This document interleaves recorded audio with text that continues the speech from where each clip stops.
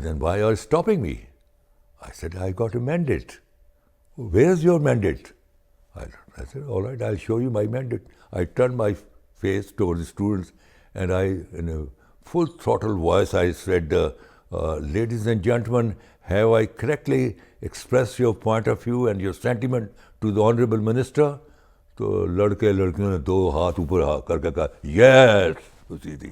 میں کہا دس از مائی مینڈیٹ. اسی اب وہ جوان تھا, میں نوجوان تھا. اسی اس نے بھی کوٹ اتار لیا, میں نے بھی کوٹ اتار لیا.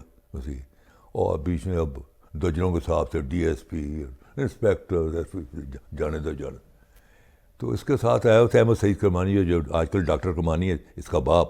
وہ بڑا سینسیبل, بڑا سیاح تھا بھی Lahorite. He knew my entire background and my rise as a student leader. تو اس نے اس کے بھٹو کا کام میں کہا کہ اب اس نے بولنے نہیں دینا, اور یہاں دنگا فساد ہو گیا تو یہ تو ایوب خان کو الٹا پڑ جائے گا. سو آئی ڈیڈ ناٹ لیٹ ہم. وہی بھٹو جب چھوڑ کے آتا ہے اسی اور آپ نے بھٹو صاحب کو وہاں پہ تقریر نہیں کر رہے؟ نہیں, میں نے نہیں کی. وہی جب چھوڑ کے آتا ہے 21 یا 22 جون 1966 کو, I gave him a rousing reception at the Lahore railway station. So I am basically a friend of underdogs. تو جب آپ نے ذوالفقار علی بھٹو کو 1966 میں لاہور کے ریلوے اسٹیشن پر ویلکم دیا, تو بھٹو نے آپ کو فوری ویلکم بھی کیا, اس وقت ظاہر ان کی ضرورت بھی تھی, اور پھر وہ آپ کو ساتھ لے کر پارٹی بنائی انہوں نے, پارٹی انیشلی جو بنی. تو تھوڑا سا اس کی بیک گراؤنڈ. وہ یہ ہوا جی کہ مجھے کوئی 3-4 دن پہلے اسے پتہ لگ گیا کہ he has been ousted from the cabinet and فلاں ڈیٹ کو he will be passing via train back to Larkana on. تو میں نے پھر اس کا ارینجمنٹ کیا. آپ نے رابطہ بھی مین وائل؟ میں بتاتا ہوں, میرا رابطہ نہیں ہوا. میں نے اس طرح کیا, ہمارا جو دفتر تھا میرے بڑے بھائی کا, he was also a lawyer, مرحوم شیر علی خان. تو ان کا دفتر رائٹ آن دی مال روڈ, جس کی کھڑکیاں مال روڈ تھی, وہ ورچولی وہ پیپل پارٹی کا اسی جب موومنٹ اسٹارٹ ہوتی تھی ہیڈ کوارٹر بنا ہوا تھا وہ دفتر. بیگم بھٹو بھی وہیں آتی تھیں, بھٹو بھی اس دفتر میں. تو وہاں بیٹھا ہوا تھا حبیب جالب. تو میں نے حبیب جالب سے ریکویسٹ کی, میں نے کہا کہ جالب بھائی وہ بھٹو جا رہا ہے تو مجھے کوئی 2-4 شعر لکھ دو, اسی میں نے ایک پامفلیٹ چھپوانا ہے. تو حبیب جالب اپنی مرضی والا بات کہتے ہیں, چھوڑو یار کس ٹیڈی بوائے کا کہتے ہوتی, میرے پاس کوئی الفاظ نہیں اس کے لیے تھی.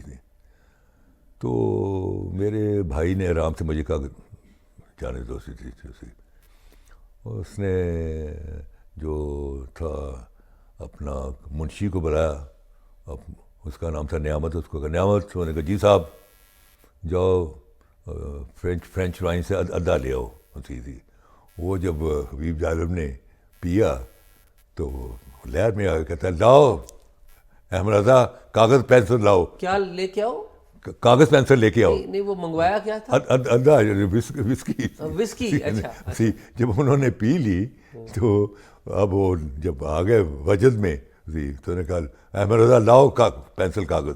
میں نے پینسل کاغذ رکھ دیا. تو اس میں مجھے 2-3 شعر یاد ہیں, کچھ 6-7 اسی.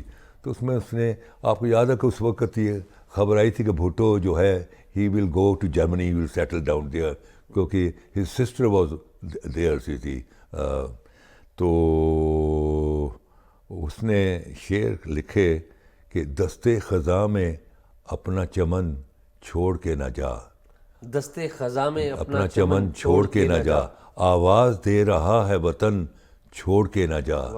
المانیہ, جرمنی کو المانیہ کہتے ہیں اردو میں, المانیہ کے پھول بھی گو دل فریب ہیں, اپنے چمن کے سر و سمن چھوڑ کے نہ جا. اس طرح اس نے لکھا. میں وہاں سے نکلا اپنے آفس سے, تو شادی بلڈنگ ہمارے قریب ہی تھی, کوئی 150 یارڈ پر نوائے وقت کا وہاں آفس. تو مجھے پتا کسی اور پریس نے چھاپنا نہیں ہے نوائے وقت والے. وہاں میں گیا, وہاں میں کوئی 10,000 لیفٹر چھپایا جس میں بھٹو کی تصویر, اس کا پروگرام کہ فلاں ڈیٹ کو فلاں ٹائم پر اپنا جو ہے اپنا ٹرین پر آ رہا ہے اسی، اور یہ شیر ساتھ اسی. میں نے، آپ حیران ہوں گے اعزاز، کہ میں نے لاہور کا کوئی ہاسٹل نہیں چھوڑا اسی. رات کو میں اسی موٹر سائیکل پر ایک صاحب ساتھ ورکر بٹھایا ہوتا، ایک ایک کمرے کے اندر لیفلیٹس تھی اسی. اور پھر میٹ ہائی اسکول تک نہیں چھوڑے، کالجز میں تمام میں نے ڈسٹریبیوٹ کر دیا. اب نیشنل پریس میں کوئی خبر نہیں تھی کہ بھٹو جا رہا ہے تھی تیز گام پر اسی واپس بیک ٹو لاڑکانہ، لیکن پوری اسٹوڈنٹ کمیونٹی جو لاہور کی تھی دے نیو کہ بھٹو جا رہا ہے. سو وہاں کوئی 12-13 ہزار بندہ لاہور کے ریلوے اسٹیشن پر اسٹوڈنٹ اکٹھا ہو گیا. تو گاڑی آئی تو میں نے کوئی 100 کا لڑکا جو تھا انجن کے آگے بٹھا دیا، اور میں نے کہا کہ جب تک میری انسٹرکشن نہ ہو آپ نے انجن سے ہٹنا ہے، یہ گاڑی میری اب مرضی سے چلے گی اسی. کوئی 400-500 بندہ جو تھا وہ گاڑی کی چھتوں میں بیٹھ گیا. تو وہ جو اوور ہیڈ برج ہوتے ہیں نا، جو ایک پلیٹ فارم سے دوسرے پلیٹ فارم، میں اس کے اوپر کھڑا ہوا تھا اور میرے پاس میگا فون تھا، اور میں لوگوں کو تقریر کر رہا تھا ایوب خان کی حکومت کے خلاف، اور نعرے پر نعرہ پڑھ رہا تھا. اور since I was a very attractive speaker, تو میں ایسے کرتا تو لوگ ایسے دیکھتے، میں ایسے کرتا، تو I was very aggressively speech دے رہا تھا. تو یہ گاڑی آئی تو بھٹو اپنے سلون سے مجھے دیکھ رہا تھا جی. تو ہی دین سینٹ ہز سیکرٹری کہ او بندے نے بلا کے لے آؤ اسی تھی. وہ پھر مجھے آیا کہ جی بھٹو صاحب آپ کو یاد کر رہے ہیں، اینڈ دیئر اسی وی ڈیولپ فرینڈشپ اسی تھی. وہاں بڑا لوگوں کا ڈیمانڈ تھا کہ تقریر کرو اسی.